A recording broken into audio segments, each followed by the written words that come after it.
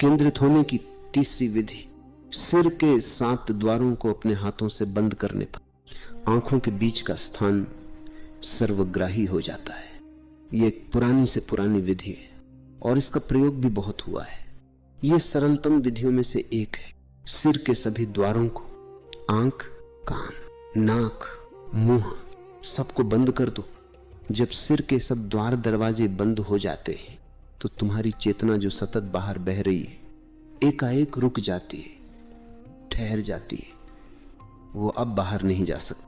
तुमने ध्यान नहीं किया कि अगर तुम क्षण भर के लिए श्वास लेना बंद कर दो तो तुम्हारा मन भी ठहर जाता है। क्यों? क्योंकि श्वास के साथ मन चलता है।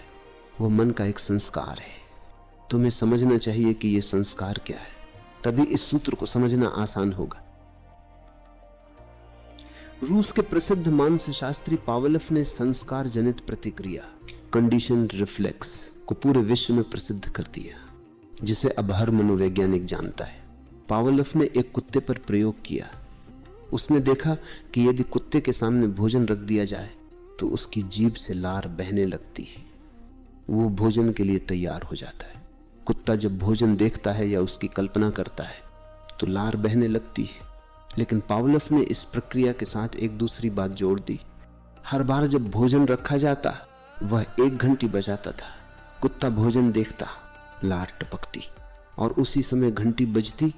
कुछ दिन बाद उसने केवल घंटी बजाई, भोजन नहीं रखा, फिर भी कुत्ते के मुंह से लार बहने लगी। भोजन सामने रखा हो, वहां भोजन नहीं था, सिर्फ घंटी थी। अब घंटी और लार के बीच कोई स्वाभाविक संबंध नहीं था, लेकिन संस्कार जुड़ गया था। अब घंटी का अर्थ था भोजन। पावलोव ने कहा, हमारा समूचा जीवन ऐसा ही एक कंडीशन प्रोसेस है। मन संस्कार है, इसलिए यदि तुम उस संस्कार के भीतर कोई एक चीज बंद कर दो तो उससे जुड़ी सारी चीजें भी बंद हो जाती हैं। उदाहरण के लिए विचार और श्वास है। विचार सदा श्वास के साथ चलते हैं। तुम बिना श्वास विचार नहीं कर सकते। विचार की प्रक्रिया श्वास की प्रक्रिया से जुड़ी है। इसलिए अगर तुम अचानक अपनी श्वास रोक लो तो विचार भी रुक जाएगा। वैसे ही अगर सिर के सातों छिद्र, उसके सातों द्वार बंद कर दिए जाएं तो चेतना अचानक गति करना बंद कर देगी। तब चेतना भीतर ठहर जाती है और उसका ये भीतर ठहर जाना तुम्हारी आंखों के बीच का स्थान बना देता है। वही स्थान है त्रिनेत्र। अगर सिर के सभी द्वार बंद कर दिए जाएं तो तुम बाहर गति नहीं कर सकते, क्योंकि तुम सदा इन्हीं द्वारों से बाहर जाते रहे हो। अब तुम भीतर ठहर जाओगे और वह ठहरना, एकाग्रता इन 2 आंखों के बीच घटित होती। चेतना इन 2 आंखों के बीच के स्थान पर केंद्रित हो जाती है। उस स्थान को ही कहते हैं तीसरी आंख। यह स्थान सर्वग्राही, सर्वव्यापक हो जाता है। यह सूत्र कहता है इस स्थान में सब सम्मिलित है, सारा अस्तित्व समाया है। अगर तुम इस स्थान को अनुभव कर लो तो तुमने सबको अनुभव कर लिया। एक बार तुम्हें इन 2 आंखों के बीच के आकाश की प्रतीति हो जाए, मैं पूरे अस्तित्व को जान लिया, क्योंकि यह आंतरिक आकाश सर्वग्राही है, कुछ भी उसके बाहर नहीं। उपनिषद कहते हैं एक को जानकर सब जान लिया जाता है। जिन मेरी आपके बारे मेरी लाज, ये 2 आंखें सीमित को देखती, तीसरी आंख असीम को देखती है। ये 2 आंखें पदार्थ को देखती, तीसरी आंख अपदार्थ को, अध्यात्म को देखती है। इन 2 आंखों से तुम ऊर्जा को नहीं देख सकते, लेकिन तीसरी आंख से स्वयं ऊर्जा देखी जाती है। द्वारों का बंद किया जाना केंद्रित होने का उपाय है, क्योंकि एक बार जब चेतना का बाहर बहना रुक जाता है, वो अपने उद्गम पर स्थिर हो जाती है, और चेतना का ये उद्गम ही त्रिनेत्र है। अगर तुम इस त्रिनेत्र पर केंद्रित हो जाओ तो अनेक बातें घटित होती हैं। पहली बात, तुम अनुभव करोगे कि सारा संसार तुम्हारे भीतर है। स्वामी राम कहा करते थे, सूर्य मेरे भीतर चलता है, तारे मेरे भीतर चलते हैं, चांद मेरे भीतर उदित होता है, सारा ब्रह्मांड मेरे भीतर है। जब उन्होंने ये कहा तो उनके शिष्यों ने सोचा कि वे पागल हो गए। राम तीर्थ के भीतर तारे कैसे हो सकते हैं? लेकिन वे इसी आंतरिक आकाश की बात कर रहे थे। जब ये आंतरिक आकाश पहली बार अनुभव होता है तो ऐसा ही लगता है कि सब कुछ तुम्हारे भीतर है, और जब ये अनुभव होता है तब तुम ब्रह्मांडी हो जाते हो। त्रिनेत्र तुम्हारे भौतिक शरीर का हिस्सा नहीं, वो तुम्हारे भौतिक शरीर का अंग नहीं है, तुम्हारी आंखों के बीच का स्थान तुम्हारे शरीर तक सीमित नहीं है। वह अनंत आकाश है जो तुम्हारे भीतर प्रवेश कर गया है। और एक बार यह आकाश जान लिया जाए, तुम फिर वही व्यक्ति नहीं रहते। जिस क्षण यह अंतरस्थ आकाश जाना, उसी क्षण अमृत जाना, तब कोई मृत्यु नहीं रह जाती।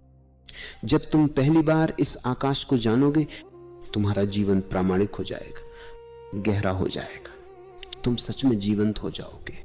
फिर किसी सुरक्षा की आवश्यकता नहीं रहेगी। अब कोई भय संभव नहीं। अब तुम्हारी हत्या नहीं हो सकती। अब तुमसे कुछ भी छीना नहीं जा सकता।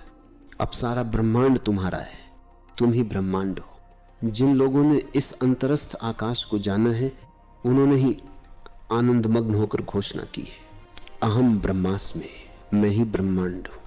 सूफी संत मंसूर को इसी तीसरी आंख के अनुभव के कारण कत्ल कर दिया गया। जब उसने पहली बार इस आंतरिक आकाश को जाना, वह चिल्लाकर कहने लगा, अनलहक। Would you believe me if I told you that AI can close sales for you while you're asleep? Sounds crazy. अनलहक, मैं ही परमात्मा हूं। भारत में वो पूजा जाता है क्योंकि यहां ये भाषा जानी पहचानी है। हम जानते हैं कि जब तीसरी आंख खुलती है तो यही उद्घोष फूटता है। लेकिन मुसलमानों के देश में यह कठिन था और मंसूर का यह वक्तव्य धर्म विरोधी समझा गया, क्योंकि मुसलमान यह सोच भी नहीं सकते थे कि मनुष्य और परमात्मा एक है। उनके लिए मनुष्य सृष्टि है और परमात्मा सृष्टा। सृष्टि सृष्टा कैसे हो सकती है? इसलिए मंसूर का यह वक्तव्य समझा नहीं जा सका और उसकी हत्या कर दी गई। लेकिन जब उसे कत्ल किया जा रहा था, वह हंस रहा था। किसी ने पूछा, तुम हंस क्यों रहे हो? मंसूर ने कहा, मैं इसलिए हंस रहा हूं कि तुम मुझे नहीं मार रहे, तुम मेरी हत्या नहीं कर सकते। तुम्हें मेरे शरीर से धोखा हुआ है, लेकिन मैं शरीर नहीं, इस ब्रह्मांड को बनाने वाला हूं। यह मेरी ही अंगुली थी जिसने आरंभ में समूचे ब्रह्मांड को चलाया था। भारत में मंसूर आसानी से समझा जाता है, क्योंकि यहां सदियों से ऐसे ज्ञानी हुए जो इस तीसरी आंख का अनुभव कर चुके हैं।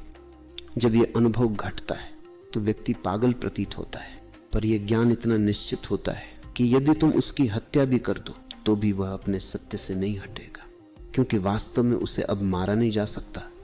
मंसूर के बाद सूफियों ने सीखा, चुप रहो, जब भी तीसरी आंख खुले कुछ मत कहो, क्योंकि उस सत्य को लोग समझ नहीं पाएंगे।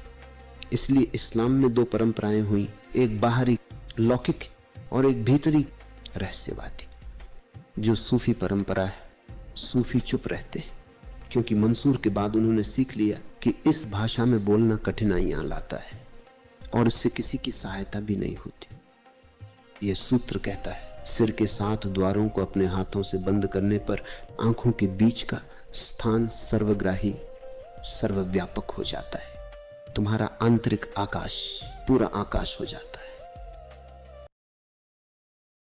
तंत्र